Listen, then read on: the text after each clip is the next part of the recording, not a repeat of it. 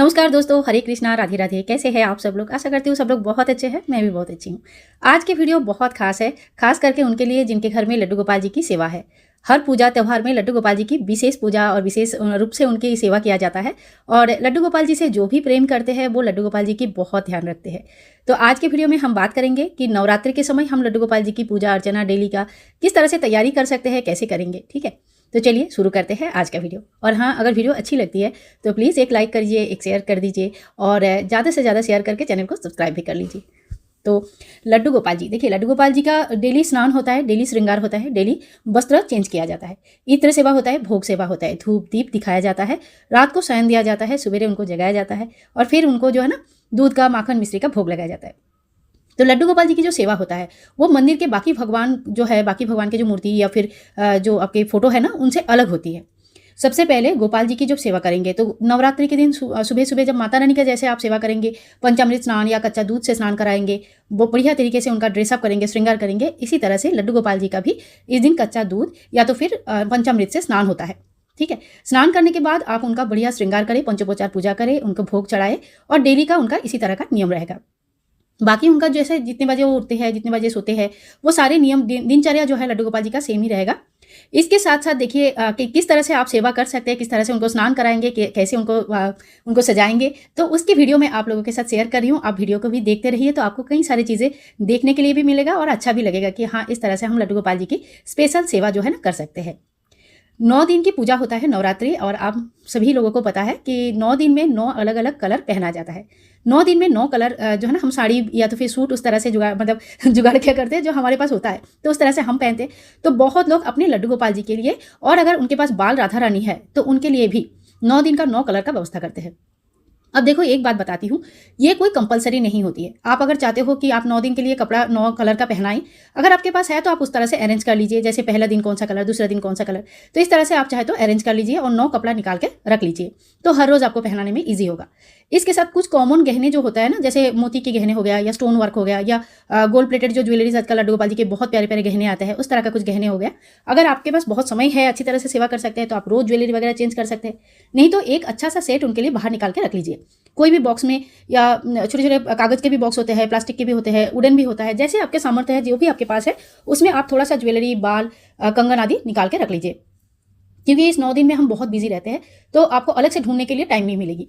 ठीक है, अब लड्डू गोपाल जी के 9 कलर का ड्रेस जो होता है, ये अगर हो पाता है तो बहुत अच्छा है। नहीं तो जो भी आपके पास हेवी ड्रेसेस है, मतलब जब भी हमने धीरे धीरे लड्डू गोपाल जी के लिए बहुत सारा ड्रेसेस खरीदते रहते हैं, तो कुछ ड्रेसेस हेवी हो जाते हैं जो हम डेली नहीं पहनाते हैं और कोई फेस्टिवल में ही पहनाते हैं।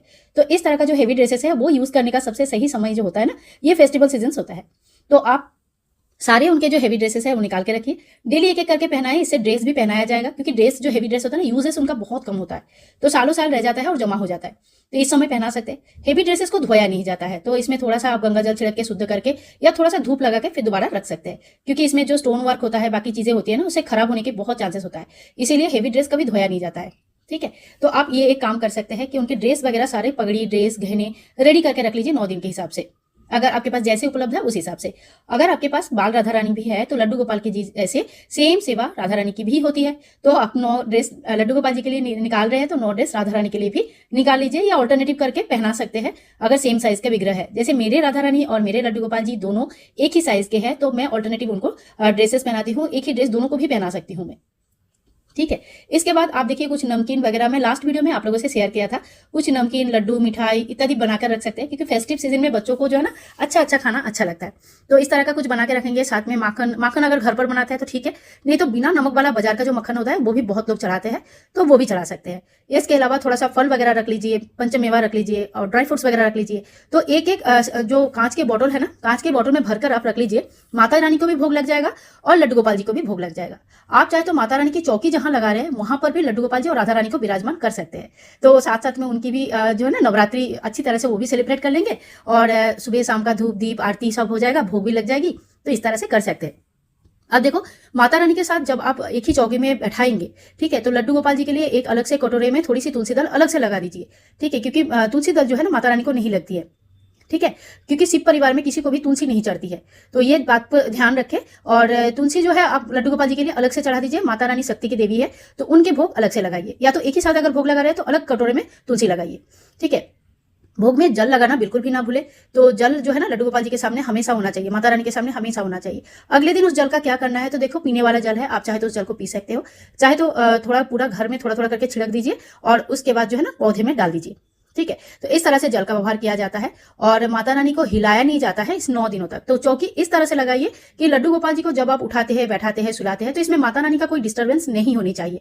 ठीक है, एक ही चौकी में एक ही सामने सामने बैठा दिया तो जितनी बार लड्डू गोपाल को हिलाएंगे माता रानी का फोटो विग्रह जो भी है हिल जाएगा, तो वो सही नहीं है। तो इस तरह से आप अरेंज करिए ताकि लड्डू गोपाल जी जब सोए, उठे, जागे, बैठे, हाँ, तो माता रानी को कोई डिस्टर्ब नहीं होनी चाहिए इस बीच में।